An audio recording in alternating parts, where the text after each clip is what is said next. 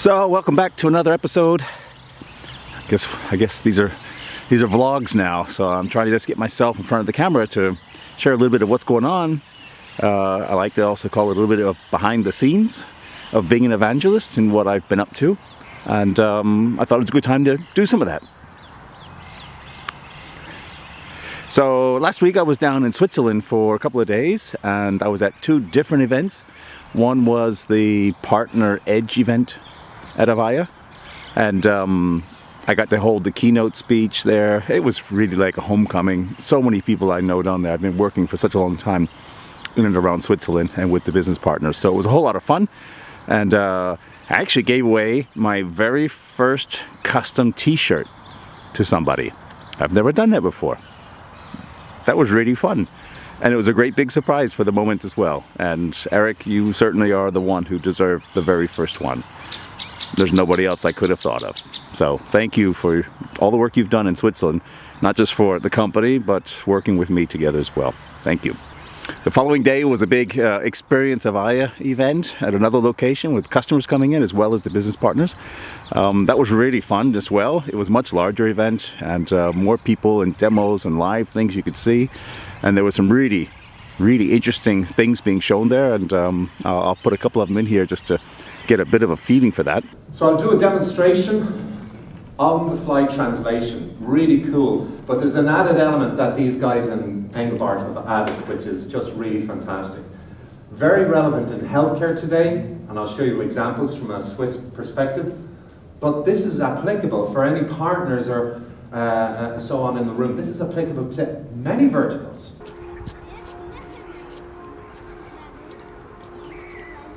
So now the big thing that's getting ready is, what's this next week? So I'm going off to Hamburg for a day on Wednesday to Thursday to a management meeting, meet some people, talk about some planning for the new year. On Thursday morning, me and Markus Bornheim, who you've seen on this channel here as well, are holding a webinar on the future of automation. Keeping Up with Customer 4.0, I believe is the title there. It'll be in German. I'll be recording that, I hope, and be able to put it up here as well for those German followers who are interested. And then Friday morning, I'm flying off to the US, to our big event over in the United States. I'm not going to share too much here. You saw in the video previous, I gave a little bit of a sneak preview into the content of the Experience 4.0, which I sneak peeked, or the world premiere was last week in Switzerland.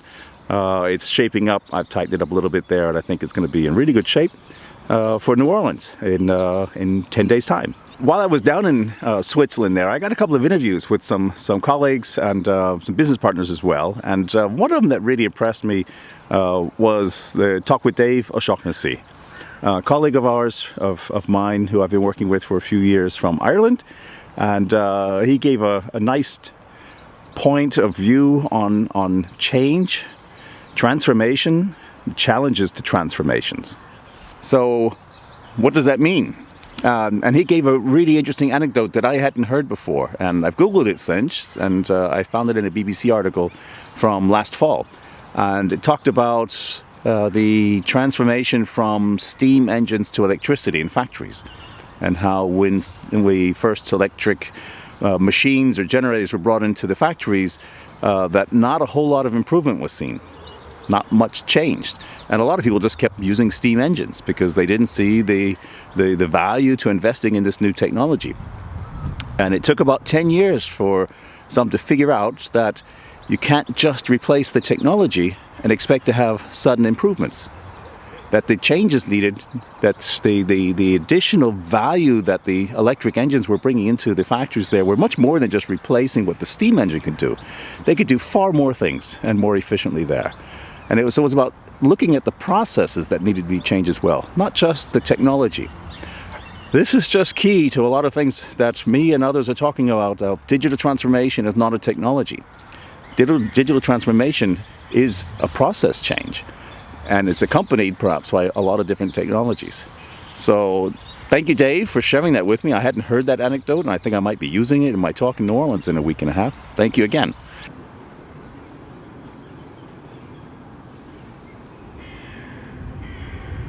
all this talk about transformation and adding, new technologies and all these fun things I get to talk about, artificial intelligence, Internet of Things, and automation. Oh, I might be getting into a rant right now. Is this rant time? I hope not. I go to a lot of meetings. I meet a lot of clients. I meet a lot of business partners. I meet a lot of competitors. I meet a lot of other technology suppliers that bring other pieces of the puzzle into this here. I meet a lot of my colleagues too. And I'm often in working situations with them where we're having discussions about how we're going to approach a certain segment of the business here, or maybe a specific account. And how easy it is for everybody to fall into which product should we pitch. Should we do this one or this one? There's nothing more that frustrates me now in 2018 that we still haven't figured out it's not a technology problem. If we're going to treat people, whether they're users in your organizations with your communication solutions or customers trying to interact with you in your businesses properly, it's a process change. It's just a process change. And if we keep talking as suppliers about technology and pieces of technology and solution selling, which is all just a big wrapper around another piece of tech that we're trying to sell to you, we're going to come up short. I'm not only talking for me and my day job and my employer, but we're coming up short as an industry. We're not treating the individuals who are trying to do business with us, who are trying to call us, who are trying to do a web conference, who want to web chat with you on your website, who have installed your mobile application. This is one of my baby ones. Who have bothered to install your mobile application. They spend 15 minutes in your mobile application trying to do something, to solve a problem, to buy a product, to find some information. And after 15 minutes, they get to the point where they need to contact you. And what do you make them do? You make them leave their mobile application and go and make a phone call or send you a form email to your business. How ridiculous is that? I keep repeating myself. If somebody has spent 5 minutes, 7 minutes, 15 minutes in your application, whether it's on a website or if it's on a mobile app on a tablet or a phone, they've spent the same time in your business. They've been in your shop for 15 minutes. They've been looking around. And if you want to treat them then on the phone or an email as if they just walked through the door, you've missed the memo.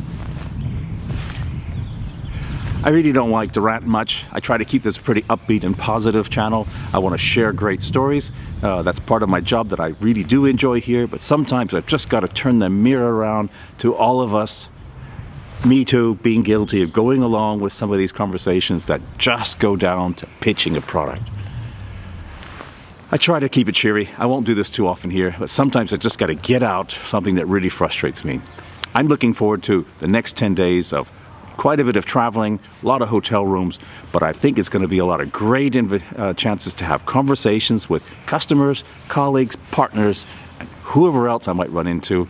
I've got a lineup of interviews. I think I've already got 8 interviews committed to do in a 3-day period, week after next. So look forward to some fun, interesting, insightful, hopefully some sort of different content here.